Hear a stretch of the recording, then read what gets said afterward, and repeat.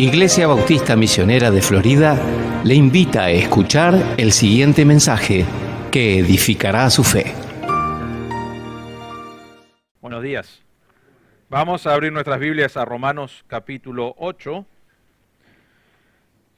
y vamos a mirar hoy el versículo 36.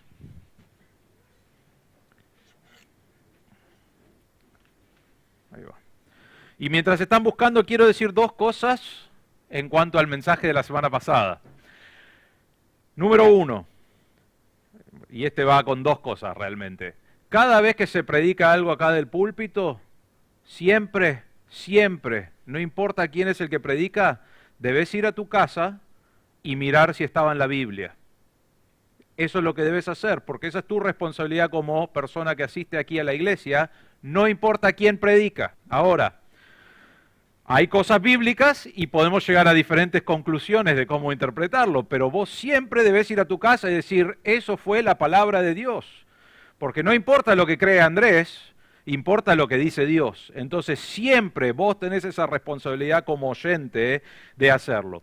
Y si vos decís, ¿no? Llegás a la conclusión, y esto lo agrego, si llegás a la conclusión de que el pastor quizá no interpretó la Biblia correctamente, no vas a todos lados y decir, el pastor es un hereje que interpreta mal la Biblia. No, venís a hablar con el pastor y le decís, pastor, acá yo no tengo dudas sobre esto, habrá alguna interpretación diferente y podemos charlarlo, ¿no es cierto? He tenido las dos cosas, quiero decirles esto. Hay personas que no estudian su Biblia, quiero que estudien para decir fue bíblico, y hay personas que no hacen eso, pero necesitan eso. Y hay personas que se han parado ahí atrás y dicho que yo dije cualquier cosa después de que terminó la reunión. Ninguna de esas dos cosas, o sea, eso no es correcto. Pero sí es correcto cuestionar si fue la Biblia. ¿Por qué? Porque queremos saber lo que dice Dios, no lo que piensa Andrés o cualquier persona que está predicando el púlpito. Entonces, tengan eso en cuenta. Habiendo dicho eso, lo que estudiamos la semana pasada, quiero decirles esto. Debe llevarte y motivarte a estudiar más la palabra de Dios. Nosotros en 1 hora y 10, porque el pastor predicó más largo de lo que predica normalmente, en 1 hora y 10 estudiamos cosas que han pasado décadas y siglos estudiando y tenemos un resumen más o menos de lo que dice, pero hay muchas cosas que son difíciles de interpretar. Ahora, ¿significa que no lo estudiamos? No, significa que debe darte ganas de seguir estudiando. Debes querer saber todo lo que podés saber. ¿Por qué? Porque estamos hablando en el caso de la semana pasada, del plan de Dios de salvación. Entonces debes llevarte a investigar y a estudiar y a querer crecer. Eso es número uno. Número dos. Recuerden, cuando estamos predicando esto, porque es muy fácil malinterpretar o sacar de contexto un solo versículo. Pablo escribe esta carta de 16 capítulos y ¿en cuánto lo leen los hermanos de la iglesia de Roma? Lo leen todo en el momento, toda la carta, ¿no es cierto? Nosotros hemos pasado meses ya estudiando esta carta. Y a veces cuando hacemos eso, leemos un pasaje y decimos, uy, qué buen versículo, pero nos olvidamos de todo el resto. ¿Qué quiero decir con esto? Porque hay algo acá en este pasaje. A veces, y vamos a mencionarlo hoy en el mensaje, pero a veces, ya que el 29 y el 30 nos está dando seguridad de salvación, ¿no es cierto? ¿Por qué? Porque no hay nada que podemos perder la salvación y vamos a estudiar eso hoy y vamos a estudiar eso la semana que viene, pero a la misma vez que eso es verdad, ¿a quién le está hablando Pablo? Le está hablando a los creyentes, porque en el capítulo 7 y 8 habla a los hijos de Dios, realmente desde el capítulo 5 dice somos justificados, y en el 6, 7 y 8 habla de la lucha que tiene el Hijo de Dios, que quiere vivir para Dios, pero que sigue luchando con pecado. Entonces, él acá en el 29 y 30 no está diciendo está todo permitido, viví como quieras, porque igual ya estás glorificado. No, está diciendo lo contrario, está diciendo que a pesar de que estás tratando de vivir para Dios y seguís luchando con pecado, y te desanima, y te agota, y realmente te hace anhelar que el Señor regrese, a pesar de todo eso, ¿sabes qué? Dios va a cumplir con la salvación que Él ya prometió. Eso es lo que Pablo está diciendo. Es para ser de ánimo, no para ser libertario en tu vida y pecar como quieras. Y vimos eso en el capítulo 6, 7 y 8. Pero lo que necesitan recordar siempre cuando estamos estudiando versículo por versículo, que creo que es la Biblia, no olvidarnos lo que ya hemos mirado. Y si vos no estabas con nosotros, para algunos de esos mensajes están todos en YouTube, escuchalos, miralos. Pero bueno, esas son dos cosas que quería mencionar de eso. Hoy vamos a mirar versículo 31 al 36 del capítulo 8 de Romanos, y el título de este mensaje es Nada nos puede separar de Dios. Nada nos puede separar de Dios. Versículo 31, Romanos 8, 31 dice: Entonces, ¿qué diremos a esto? Si Dios está por nosotros, está contra nosotros. El que no eximió ni a su propio Hijo, sino que lo entregó por todos nosotros, ¿cómo no nos concederá también con Él todas las cosas? ¿Quién acusará a los escogidos de Dios? Dios es el que justifica. ¿Quién es el que condena? Cristo Jesús es el que murió, sí, más aún el que resucitó, el que además está a la diestra de Dios, el que también intercede por nosotros. ¿Quién nos separará del amor de Cristo? ¿Tribulación o angustia o persecución o hambre o desnudez o peligro o espada?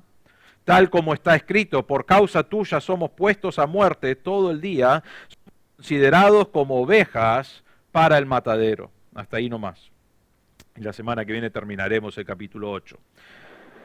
Pablo acá realmente es un predicador, Pablo, y como todo buen predicador, nosotros estudiamos teología, estudiamos lo que dice Dios, y después Pablo dice cómo lo aplicamos, cómo se aplica, y realmente del versículo 31 hasta el versículo 39 del capítulo 8, ¿saben qué es? Es aplicación de la verdad que hemos estado mirando. La semana pasada miramos 5 palabras, que era el plan de Dios para el hombre, pero del punto de vista de Dios. ¿Por qué sabemos que no es el punto de vista del hombre? Porque no está la fe mencionado ahí. Y sabemos que el hombre en el plan de Dios es por fe que cree. Pero acá vemos del punto de vista de Dios, y lo que decía es que a los que conoció de antemano, a esos los predestinó a ser hechos conforme a la imagen de su Hijo, para que Él sea el primogénito. A los que predestinó, a estos llamó. A los que llamó, a estos justificó. Y a los que justificó. Si no hay nada que puede separarte del amor de Dios, si no hay nada que es más grande que Dios, ¿cómo lo aplicamos? Y él empieza en el versículo 31 y dice, entonces, ¿qué hacemos con esto? ¿Qué diremos de esto? ¿Cómo funcionamos o cómo lo implementamos en nuestra vida y en nuestra forma de pensar? Y él nos va a dar 5 preguntas para remarcar cómo lo debemos aplicar. Pregunta número 1. Está en el versículo 31, dice, ¿qué diremos a esto? Esa no es la primera pregunta, ¿no? Él está solamente preparándolos. Dice, sí, Dios está por nosotros. Entonces acaba la pregunta, ¿quién estará contra nosotros? Y la respuesta es una respuesta ya implícita, es una respuesta, una pregunta retórica, y la respuesta es nadie. Nadie puede estar contra nosotros. Todo lo que Dios es, todo lo que Dios tiene, todo lo que Dios hace, lo hace, como Él dijo, para sus hijos. Y ¿saben qué? Si vos conocés a Cristo o estás en el plan de Dios porque fuiste salvo, escuchaste el Evangelio, creíste en Cristo como tu Salvador, se aplicó a vos el perdón de pecados, se aplicó a vos la justicia de Dios, si vos has conocido a Cristo como tu Salvador, entonces, agregado a eso, se aplicó la glorificación de tu cuerpo. Aunque no sucedió todavía, para Dios sí. Porque es tan seguro como que ya sos salvo, ya lo tiene preparado, ha sido glorificado. Y todo lo que Dios hace, y miramos eso en el versículo 28, pero todo lo que Dios hace y es, y la soberanía de Él, todo eso lo hace para guardar a sus hijos.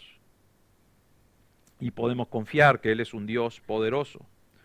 La implicación acá de este pasaje, cuando Pablo está haciendo esta pregunta, es ¿quién va a estar contra nosotros? Y hablando del mensaje de salvación, la idea que podemos sacar es ¿quién puede robarnos esta salvación? ¿Quién es más grande que Dios? Porque esto no es Andrés diciéndote tu salvación está segura. ¿Quién es el que lo está diciendo? Puedes decir, bueno, es Pablo. Sí, Pablo guiado por el Espíritu Santo está diciendo, Dios ha asegurado tu salvación si conoces a Cristo como tu Salvador. Está asegurado. Y no hay nada, y no hay nadie que es más grande que Dios que puede robarte esa salvación. Les doy unos ejemplos. uno de los temas, y vamos a estar mirándolo en el capítulo 9, 10 y 11, y ya lo hemos mencionado en parte de Romanos, pero había una herejía que estaba dando vueltas en las iglesias en el tiempo que Pablo escribe, en las décadas que él escribe varias de sus cartas. Una de las herejías fue la herejía judaizante. Los judíos, que eran legalistas en su forma de vivir, ellos decían, yo soy cristiano igual que vos, eso es lo que decían. Igual que los creyentes que estaban acá, él decía, sí, soy igual que vos. La única diferencia, y por la cual los judíos decían, los otros creyentes están equivocados, es que había que ser salvo por Cristo y la observancia de la ley mosaica. A veces ni incluían a Cristo. Ellos decían, somos cristianos igual que ustedes, pero ustedes están equivocados porque tienen que seguir la ley mosaica, tienen que circuncidarse y pasar por ese proceso, tienen que mantener los mismos mandamientos y cumplir con el sábado y cumplir con todas las otras cosas que la ley demandaba. Y el judío llegó al punto de decir, sí, Cristo es muy lindo, pero eso no es lo que salva, sino que lo que salva es toda esta ley mosaica y cumplir con la ley. Ahora, en Hechos capítulo 15, y podés estudiar todo el capítulo del versículo 1 al 29, tenemos lo que llamamos el primer concilio. El concilio es un grupo de líderes de la iglesia que se juntaron realmente para estudiar ciertos temas complicados, y en la historia vemos un montón de temas complicados. Mucho de lo que miramos la semana pasada fue en esos concilios también, y tomaron decisiones en esos concilios. El primer concilio que tenemos en la Biblia es el concilio de Jerusalén, ¿y saben lo que trataron en ese concilio? Trataron si alguien podía ser salvo sin cumplir con la ley del pacto mesiánico, de Moisés, sin cumplir con la ley. Y llegaron a la conclusión que no hay que ser salvo por la ley, no necesitas la ley para ser salvo, sino que lo único que necesitas es Cristo como tu Salvador. Una cosa que pasaba en Hechos es que tenemos una transición, la iglesia fue de llegar a los judíos y ahora estaban llevando el evangelio a los gentiles. Y entonces el gran debate de ese tiempo fue, ¿qué hacemos con las personas que no son judíos,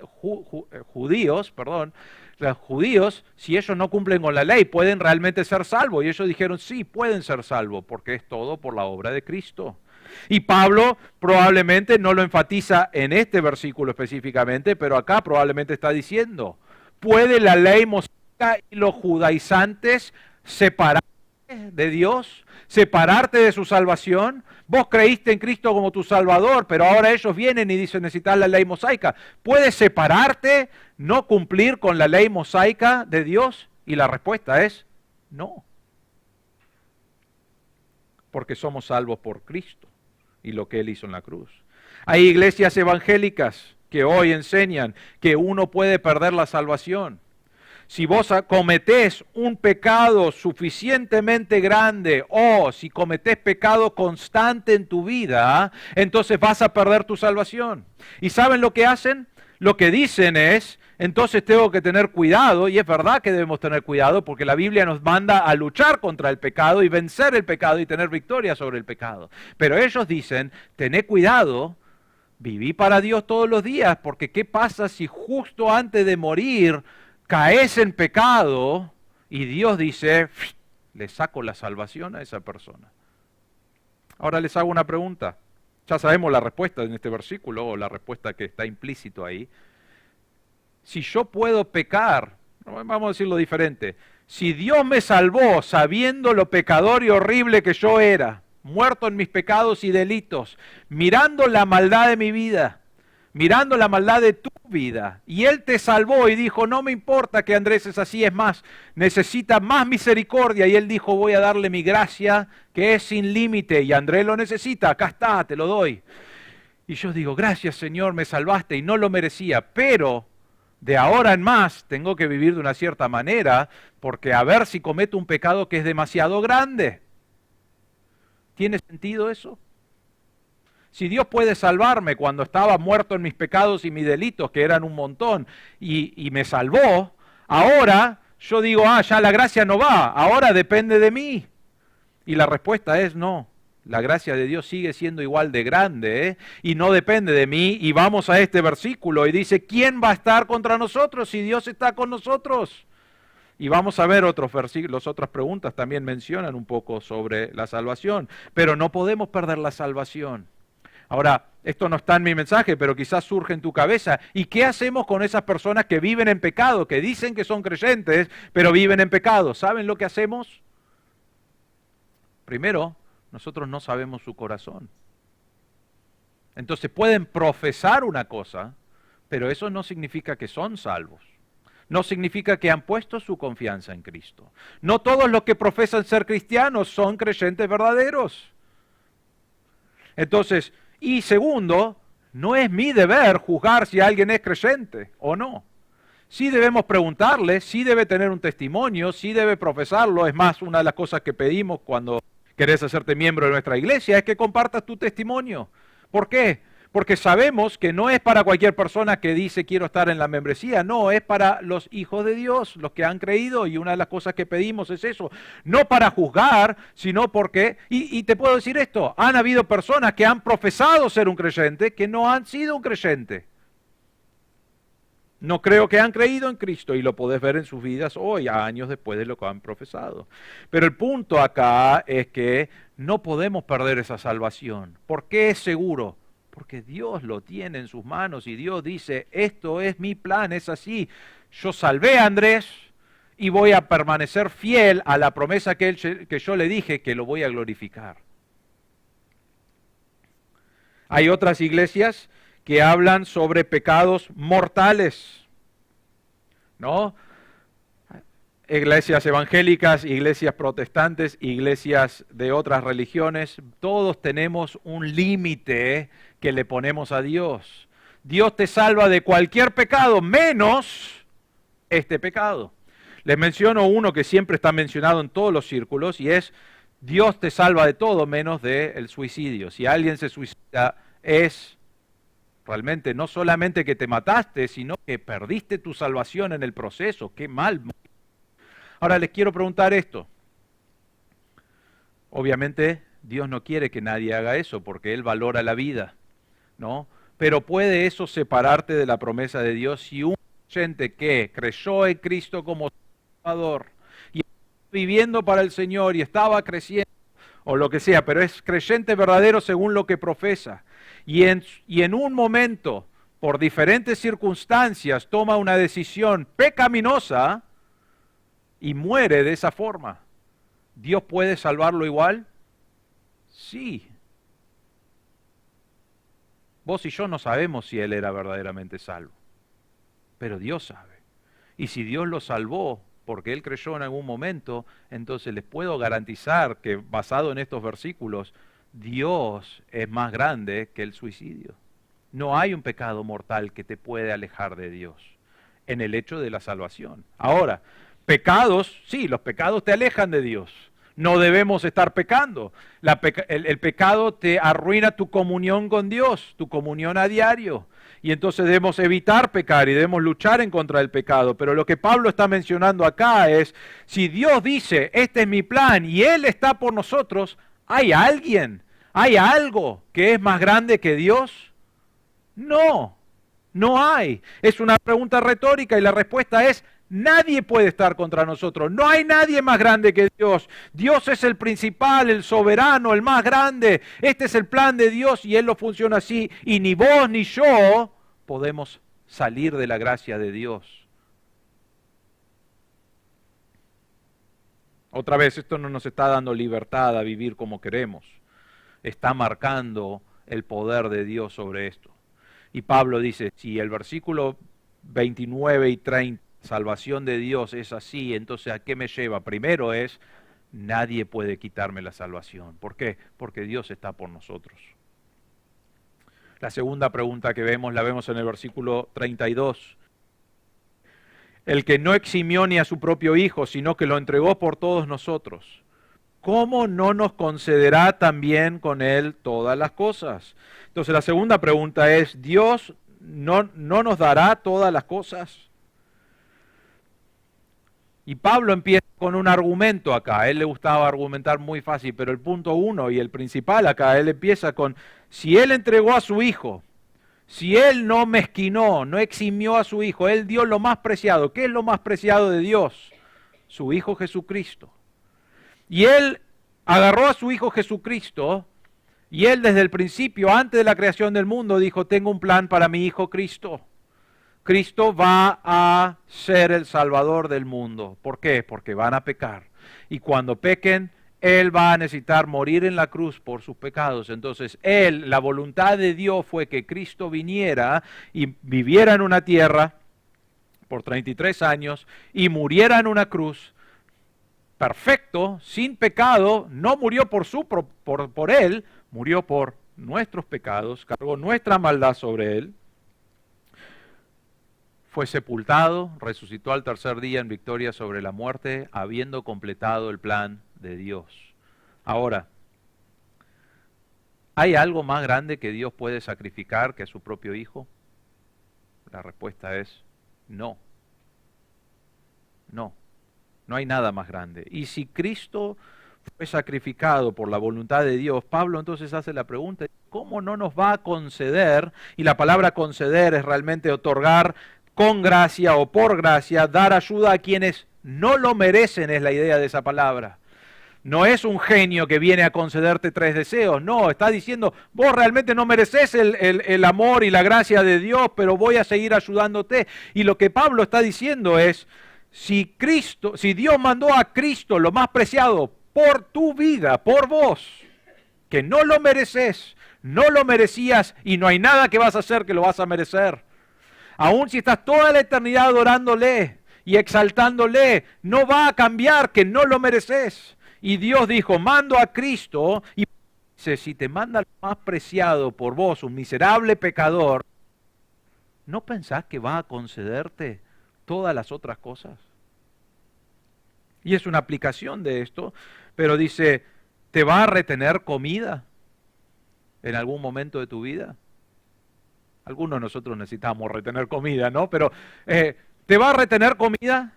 Y la respuesta es no. ¿Te va a retener agua? No. ¿Te vas a quedar sin un trabajo? Puede ser que pierdas tu trabajo, pero Dios va a negarte que puedas trabajar si buscas. ¿Nos va a ocultar las respuestas a nuestras oraciones? ¿Va a castigarnos en sí porque no vivimos de una cierta manera? La realidad es que si Dios entregó a Cristo por nosotros cuando éramos pecadores miserables, ¿cómo va a frenar ahora de darte cosas a diario en tus necesidades? Ahora, quiero agregar esto. No significa que, como muchos entienden hoy, voy a orar a Dios y Dios va a proveer lo que yo digo que necesito. Ayer jugué un partido de hockey y uno de mis compañeros de hockey me dice, después del partido, me dice, necesito que estés orando por mí. No, él usa la palabra rezar, pero necesito que estés rezando por mí. Y le dije, ¿qué es lo que necesitas? Me dice, necesito hacer más goles. Le dije, es verdad que necesitas hacer más goles, pero lo miré y le dije, no voy a orar eso. Dios no le importa eso. Dios no está interesado en eso. Pero ¿saben qué? Nos reímos, pero vos hacemos lo mismo, ¿no es cierto? Dios, yo tengo un trabajo, no me gusta mucho el trabajo, tengo un trabajo, no estoy hablando personal, a mí me gusta mi trabajo, ¿no? Pero estoy en el trabajo y Dios realmente no me alcanza, necesito un trabajo más grande, dame un trabajo más grande. Y oramos y decimos, Dios, dame un trabajo más grande. Hablé con los hermanos también están orando por mi trabajo, un trabajo que pague más, un trabajo que sea más lindo, un trabajo que me dé más vacaciones. Y orás y orás y orás y Dios no te responde como vos querés. ¿Y saben lo que hacen muchas personas? Dicen, Dios, vos dijiste que ibas a concederme todas las cosas. ¿Qué pasó? Y nos desilusionamos con Dios. Cuando Dios no te prometió, voy a darte todo lo que vos quieras, como si fuera un genio, ¿no? Sino que en el plan de Dios, en la voluntad de Dios, Él va a darte y suplir por tus necesidades. ¿Y cómo sabemos eso? Porque si entregó a Cristo, que era lo más preciado, por tu salvación, por tu perdón de pecados, entonces ¿cómo ahora va a mezquinarte con cosas que realmente son pequeñas en comparación con Cristo? Me acuerdo hace mucho tiempo atrás había un misionero en este país, vino de Estados Unidos y estaba aquí, y él se paró en un edificio, en un cierto lugar de acá de Buenos Aires, se paró y dijo, acá es la iglesia que Dios nos va a dar este edificio. ¿Saben lo que pasó? Dios no le dio el edificio. Él oró, Personas en Estados Unidos estaban orando, personas en Argentina estaban orando, estaban juntando dinero ya para que Dios provea. Dios no proveyó ese edificio. ¿Saben lo que pasó? Ese misionero se fue enojado con Dios, se fue no creyendo que hay un Dios, porque Dios no contestó una oración que él tuvo. Ahora, yo diría, no fue el plan de Dios. Fue un lindo plan, era un lindo edificio, en un lugar hermoso, pero no era la voluntad de Dios. Hoy ese misionero ya no es misionero, pero está bien con el Señor, ha arreglado cuentas con el Señor, pero en un momento causó un montón de problemas. ¿Por qué? Porque él pensó, Dios va a contestar como yo creo que va a contestar. Dios va a concedernos todas las cosas. ¿Por qué? Porque Él está en control y Él ha dado a su Hijo, entonces todo lo demás es menor a Cristo, pero no significa que te lo va a dar como vos querés y cuando querés, significa que te lo da en su voluntad. Entonces lo que sí podemos hacer es descansar en que Dios sabe lo que es mejor para mí y Él va a suplir porque Él cuida de sus hijos. La tercera pregunta la vemos en el versículo 33, dice, ¿quién acusará a los escogidos de Dios? Dios es el que justifica. Entonces tenemos ahora el plan de salvación, ¿no? Y ahora Pablo hace una pregunta, porque claro, van a decir, si yo ya estoy glorificado, entonces, ¿qué va a pasar con esas cosas que vienen como acusaciones a los escogidos de Dios? Porque van a haber acusaciones. ¿Cuáles son las acusaciones? Bueno, nosotros seguimos pecando. Sabemos que Satanás, y vemos eso en referencia en Job y en otros libros de la Biblia, pero Satanás está delante de Dios y él dice, ¿lo viste a fulano? Él es un hijo de Dios, ¿podés creer? Vos decís que es tu hijo, pero mirá cómo él vive. Y trae una acusación, ¿y saben qué? Muchas veces las acusaciones son verdad, ¿no? Algunos quieren decir, bueno, me acusan injustamente, yo no peco más ahora que soy un hijo de Dios. No, no es así. Normalmente las acusaciones son verdad. Las acusaciones sobre Andrés. Andrés se enoja a veces cuando juega un partido de hockey. Sí, trato mucho de no enojarme, pero ¿saben qué? Me enojo. Yo lo llamo frustración porque suena un poco más lindo que pecado, ¿no? Pero me enojo. Hay veces que me enojo y ¿saben qué? Ahí viene un compañero mío y me dice, eso no es la manera que debe moverse un pastor o debe actuar. Y le digo, sí, tenés razón, me equivoqué. A veces vienen con acusaciones delante de mí y delante de otras personas diciendo, él no es como debe ser, él debe ser un pastor que ama a Dios y que está bien con el Señor y que ya no peca. Pero eso no es una realidad. Hay acusaciones que podrían estar dados a Dios. Y saben que si alguien va a Dios y Satanás mismo va y dice, ¿lo viste, Andrés? Él se enoja en el partido. Sí, lo vi. Él hace esto y él hace lo otro. Y saben que Satanás va a tener 100% de correcto lo que él está diciendo delante de Dios. Va a ser correcto todo eso. ¿Y saben lo que Dios va a hacer? Pablo nos contesta acá. ¿Quién va a acusar a los escogidos de Dios? Porque va a haber acusaciones, pero ¿quién va a hacerlo? Y después contesta eso diciendo, Dios es el que justifica. ¿Qué hace Dios? Vienen acusaciones contra tu vida de pecado. Él dice que va a ser glorificado, pero viste su vida, viste cómo peca y peca constantemente. Y son las mismas luchas que tuvo toda la vida. ¿Lo viste Dios? ¿Viste Andrés? Peca con las mismas cosas que pecaba siempre. A veces tiene victoria, pero no es verdad eso. Mirá la semana que viene cómo se va a portar, ¿no? Y vienen estas acusaciones delante de Dios por los escogidos, y Dios dice, yo justifico. ¿Por medio de quién? Y vamos a ver eso en el próximo versículo, pero ¿por medio de quién? De Cristo. Y quiero que miren este versículo, porque en Colosenses 2:13 habla de Cristo, y dice, y cuando estabais muertos en vuestros delitos y en la incircuncisión de vuestra carne, os dio vida juntamente con Cristo, habiéndonos perdonado todos los delitos.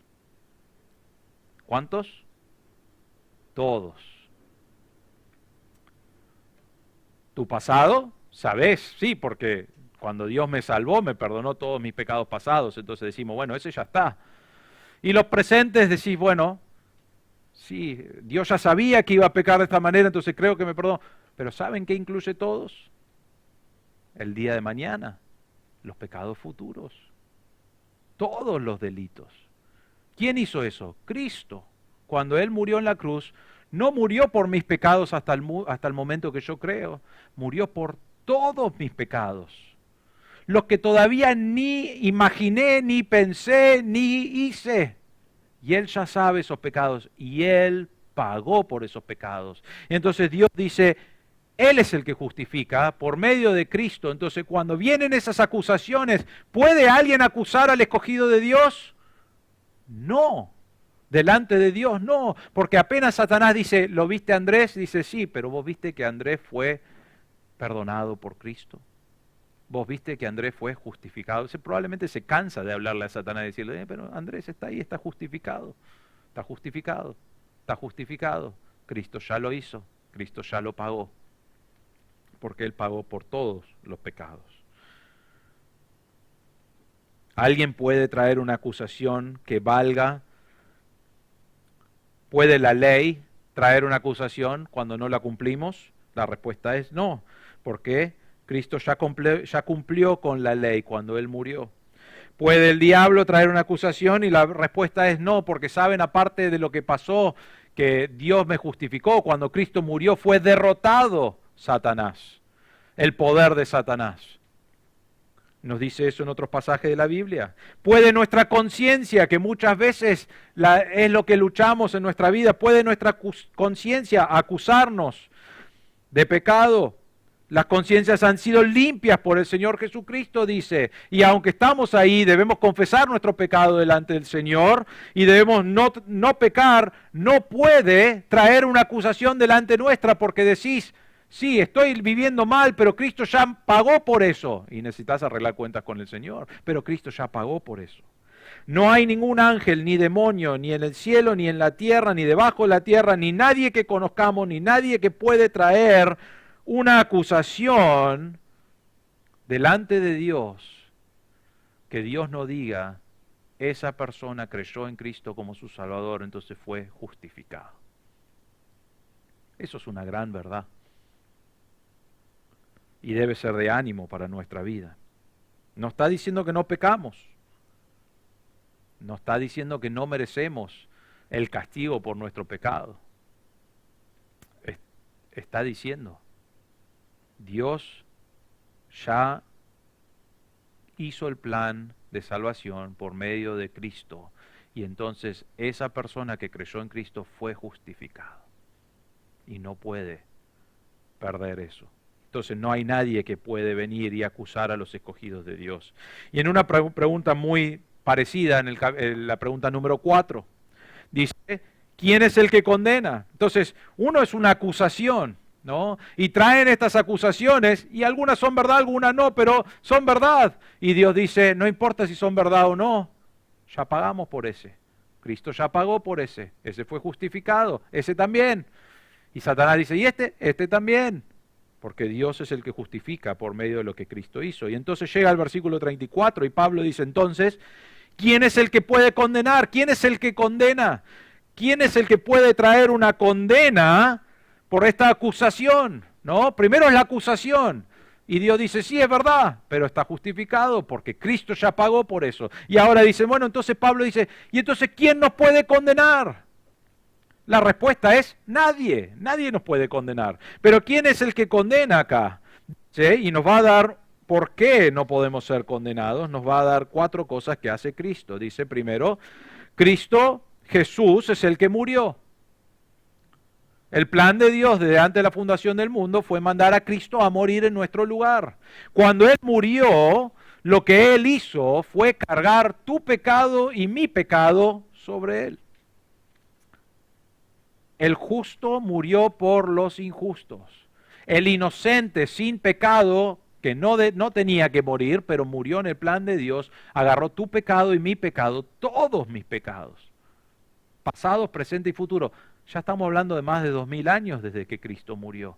Y todas las personas de toda la historia, Cristo cargó ese pecado sobre Él. Y miramos en Romanos capítulo 1 que recibió la ira de Dios por el pecado, porque Dios tiene ira hacia el pecado. Y Él pagó y sufrió el castigo que yo merecía y vos merecías.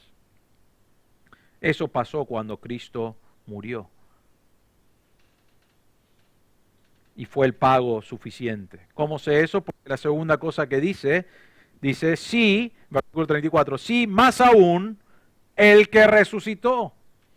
Ahora, si Cristo no era Dios o el plan de Dios suficiente para pagar por nuestros pecados, y Dios es el Dios todopoderoso, ¿no? ¿Pensás que Dios lo resucitaría? La respuesta es no. El hecho de que Jesucristo resucitó es evidencia, número uno, de que Él es Dios. Y número dos, es de que el pago por nuestros pecados en la cruz fue suficiente, fue agradable a Dios. Y la evidencia de eso es que Dios dice, sí, lo voy a resucitar. La Biblia nos dice que Dios lo resucita y en otros versículos nos dice que Jesús se resucita porque Él es Dios.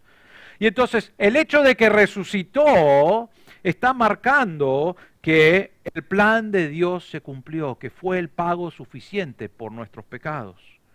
Entonces Cristo murió y resucitó. La tercera cosa que nos dice es el que además está a la diestra de Dios. Entonces ahora que resucitó, Dios está puesto en un lugar, una posición de honor, la mano derecha de Dios. Es el principal, está Dios y Cristo, y todos los demás estamos debajo de Él. Y hermano, dice en la Biblia que Cristo mismo se somete a Dios, que es la cabeza de todo, pero Dios ahora, o Cristo, perdón, está en un lugar, una posición de honor. En Filipenses capítulo 2, versículo 8 y 9 dice, hallándose en forma de hombre, está hablando de Cristo, se humilló a sí mismo en un cuerpo como el nuestro, haciéndose obediente hasta la muerte y muerte de cruz, por lo cual Dios también le exaltó hasta lo más alto, hasta lo sumo, y le confirió, le dio el nombre que es sobre todo nombre. Ahí es donde está Cristo hoy. Él está a la mano derecha, exaltado en un lugar de honor. No hay una posición de más honor que la que está Cristo hoy. En Hebreos capítulo 10, versículo 12 dice, Él, está hablando de Cristo, habiendo ofrecido un solo sacrificio por los pecados, ¿para cuándo? ¿Hasta cuándo? Para siempre. Eso incluye pasado, presente y futuro, ¿no es cierto? Él murió por todos los pecados. Fue el sacrificio una vez y para siempre por todos los pecados. Y Dios lo aceptó. ¿Saben cómo sé? Porque al final del versículo dice, y se sentó a la diestra de Dios. ¿Por qué? Porque fue el pago suficiente y ahora Dios lo puso en ese lugar de honor delante de Dios o al lado de Dios. Y el último que vemos en el versículo 34, al final dice, el que también, Cristo, el que también intercede por nosotros. Entonces tenemos, Pablo dice, ¿quién es el que nos va a condenar? ¿Hay alguna condena que es suficiente? ¿Hay alguien que puede traer una condenación, algo, un argumento que dice que yo soy una porquería que merece el infierno? Sí, amigos, familiares, personas de nuestra iglesia o de otras iglesias pueden traer condenación todo el día y decir Andrés es un pecador. Y yo lamentablemente, tristemente voy a tener que decir sí, soy un pecador. Y estoy luchando con el pecado y estoy tratando de tener victoria. Y van a tener razón, y van a traer una acusación, y van a ser verdad las acusaciones. En tu trabajo, en tu escuela, en tu barrio, van a haber acusaciones, y sí son verdad.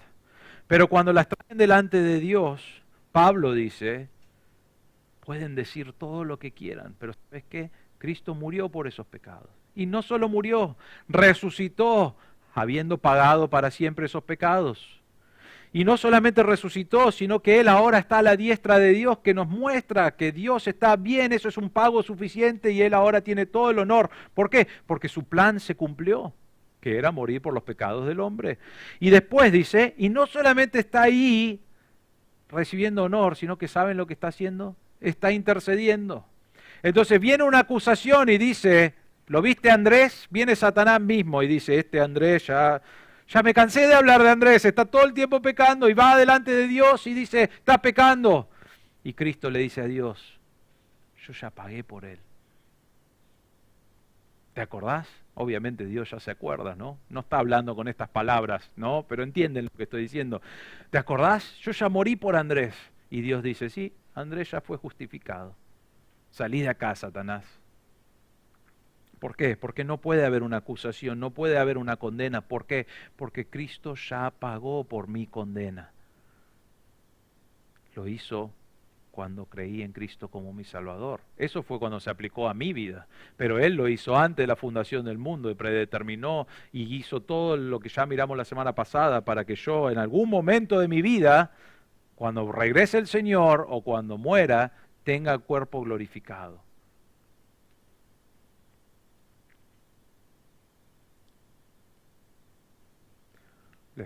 Un versículo acá dice, hijitos míos, os escribo estas cosas para que no pequéis, y si alguno peca, abogado tenemos para con el Padre, a Jesucristo el justo.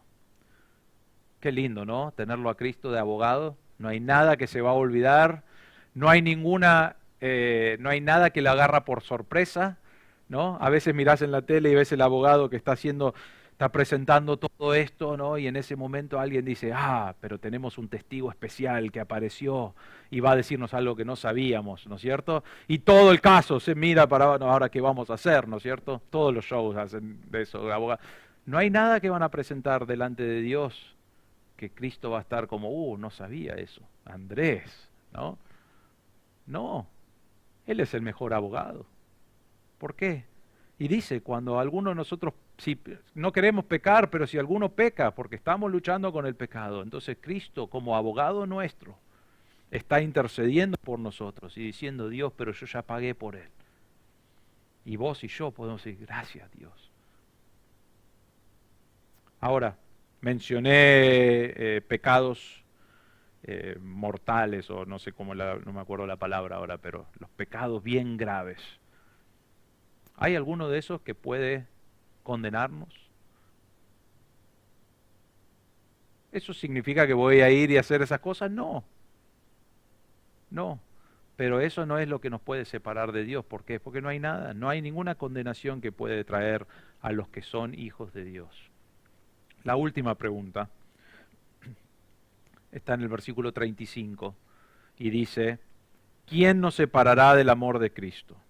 Tribulación o angustia o persecución o hambre o desnudez o peligro o espada. Tal como está escrito, por causa tuya somos puestos a muerte todo el día, somos considerados como ovejas para el matadero. ¿Alguien puede separarnos del amor de Dios? No. ¿Podés sentirte lejos del amor de Dios?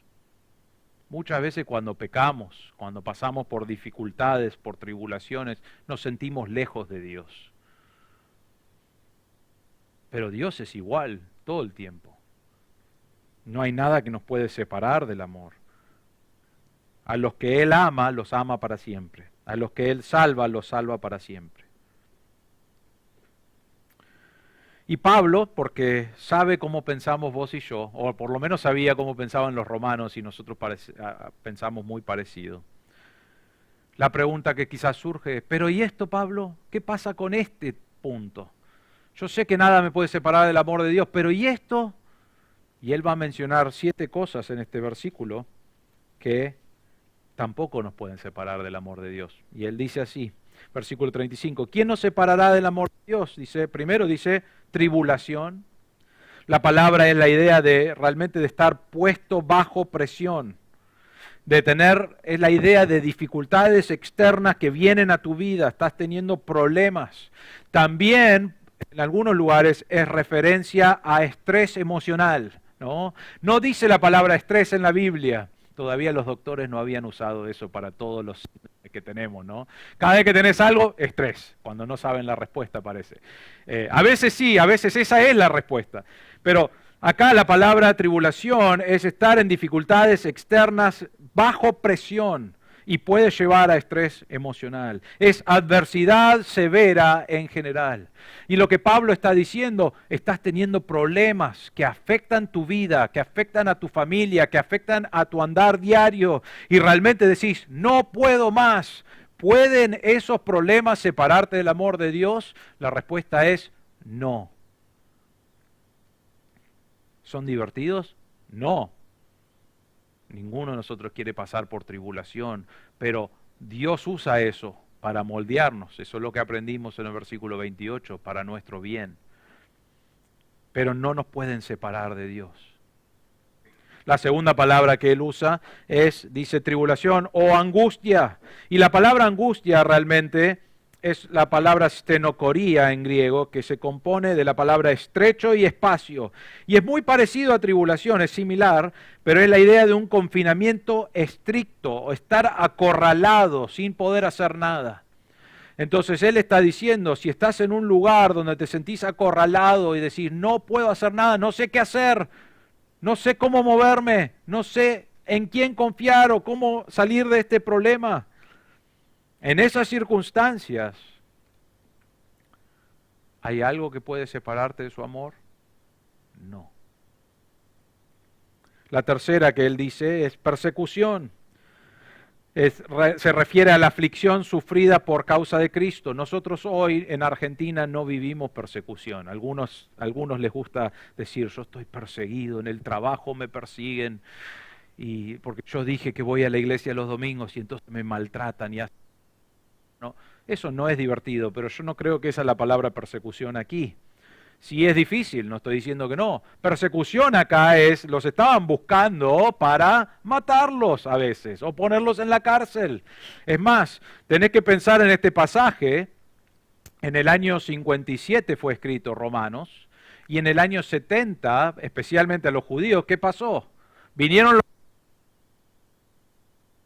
¿No? Y está todo en la historia, pero escuchás Jerusalén, los encerraron en sus propias paredes y mataron a más de 1 millón de judíos, los romanos. Después fueron a Masada, que está más al sur, que es un lugar, está muy bueno ir y verlo, pero es una montaña enorme donde los judíos se escondieron ahí y los romanos dijeron, bueno, vamos a esperar hasta que mueran, básicamente, pero armaron un pozo alrededor donde finalmente pudieron entrar, agarraron a esos judíos y los llevaron a Roma. ¿Y saben lo que construyeron los judíos? El Coliseo. Y todo eso está en la historia. Construyeron el Coliseo donde van miles de personas a ver. Y después de construirlo dijeron, qué buen trabajo que hicieron. Vamos a usarlos a ustedes para nuestros shows. Y los mataron a muchos de ellos en el Coliseo. Ahora, eso es persecución, ¿no? Nuestros problemas también son difíciles, no estoy diciendo que no, pero hoy no sufrimos persecución. Hay lugares en el mundo hoy que por mencionar a Cristo te matan. Hay lugares por mencionar a Cristo que te ponen en la cárcel. Hay lugares que te maltratan. Persecución existe. Y quiero decirles esto, aún en el peor de los casos de persecución, ¿te puedes separar del amor de Dios? No. No puede. El amor de Dios sigue estando allí, aunque quizás vos estás luchándolo, pero no puedes separarte del amor de Dios. Perdón. Eso. Próximo. Dice, hambre. ¿Puede el hambre? Ahora, creo que va junto esto porque a veces cuando estás pasando por persecución, no tenés en tu casa un trabajo normal, estás corriendo por tu vida en algunos casos, entonces puede producir hambre. Creo que es la idea de tener alimentación inadecuada. Puedes ser encarcelado por tu fe, podés estar pasando persecución donde tenías que dejar tu casa y no podés trabajar, entonces el resultado puede ser hambre. Ahora la pregunta es esta, ¿puede el hambre separarte del amor de Dios? No. ¿Dios sabe que estás pasando hambre? Sí. Y a veces en su plan, Él quiere que vivamos de esa manera. Próximo, desnudez. La palabra desnudez acá es la idea realmente que tendríamos hoy de indigencia.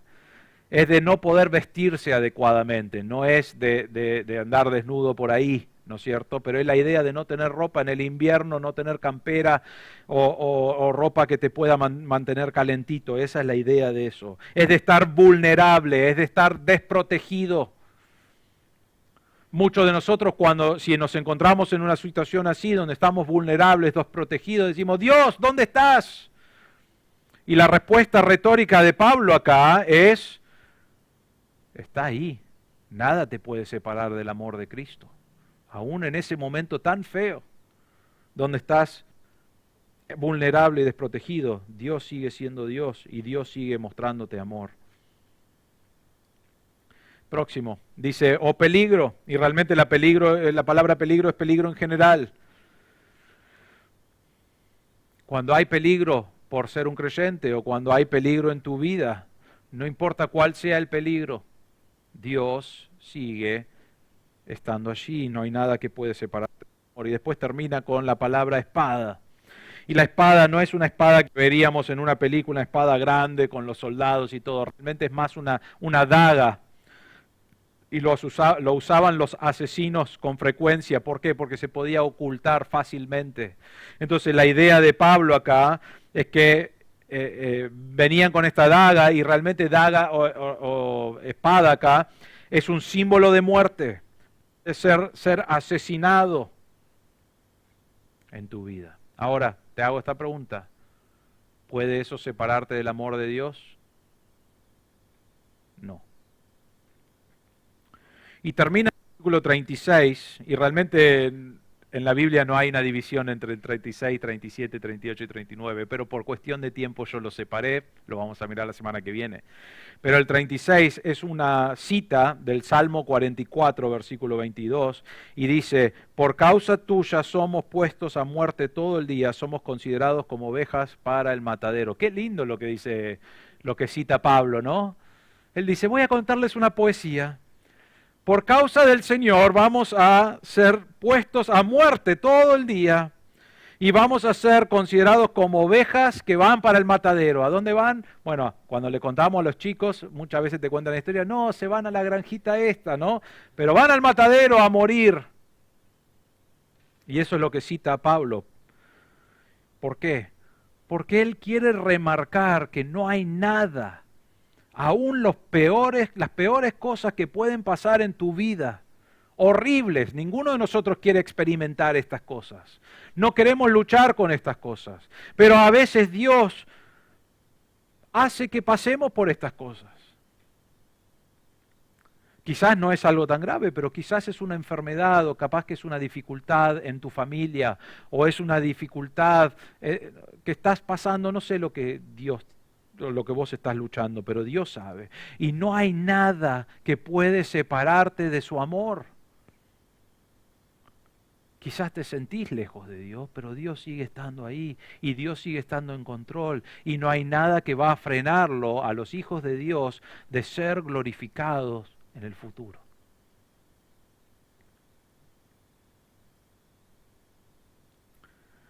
Jesús te ama a pesar de que puedas estar pasando un momento difícil. Jesús te ama aunque no tengas dinero. Jesús te ama aun cuando quizás estás siendo perseguido por tu fe. Jesús te ama aun si tu matrimonio está pasando por dificultades. Jesús te ama aun cuando el mundo parece que está en tu contra. Jesús te ama aun cuando te sientas como el cordero yendo al matadero. El amor de Dios, no hay nada que nos puede separar del amor de Dios. Ahora, quiero marcar esto. Estas promesas no son para todas las personas. Estos son para los hijos de Dios. ¿Cómo somos un hijo de Dios? Bueno, Pablo es claro y lo hemos mirado, pero es por creer en Cristo como nuestro Salvador. Saber que yo no puedo llegar a Dios por mi propia cuenta.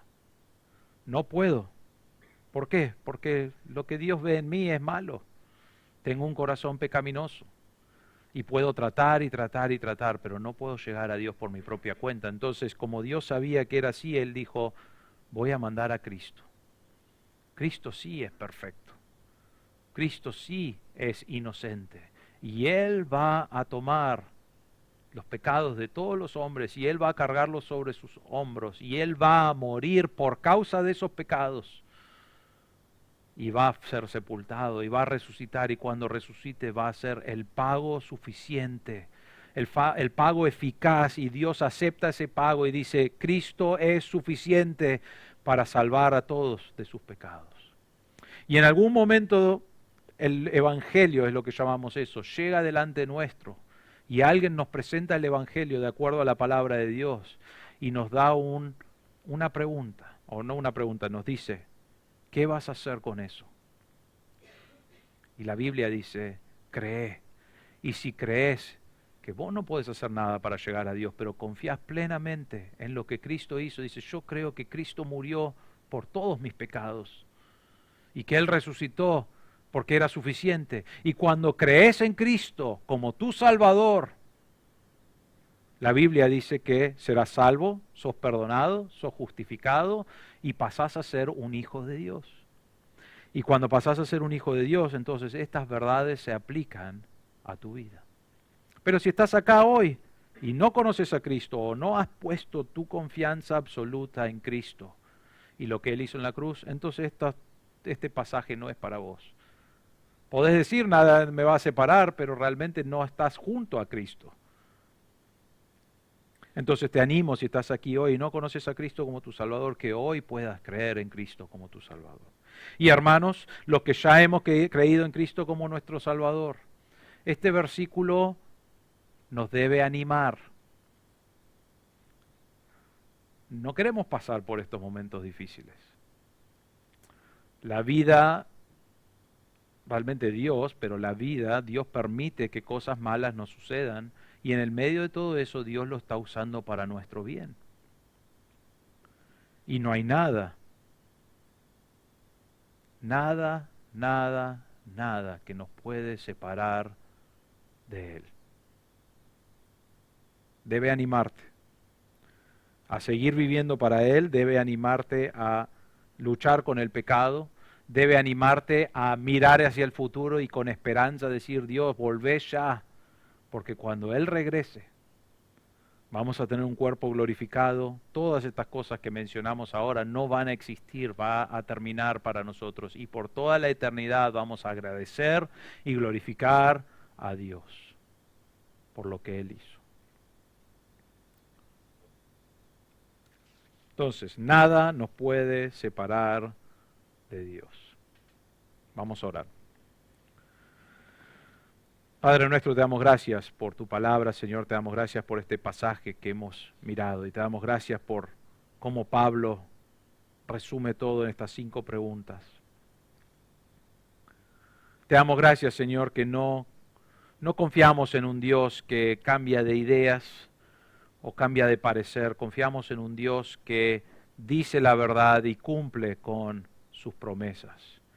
Y sabemos, Señor, que la salvación no depende de nosotros, sino que tú has hecho todo el plan de salvación y nos has salvado. Y podemos descansar en que vas a cumplir con todo lo que prometiste, que un día seremos glorificados. Y aún en el momento de tribulación y en el momento de lucha y en el momento de dificultad, podemos descansar en que tú lo estás usando para nuestro bien.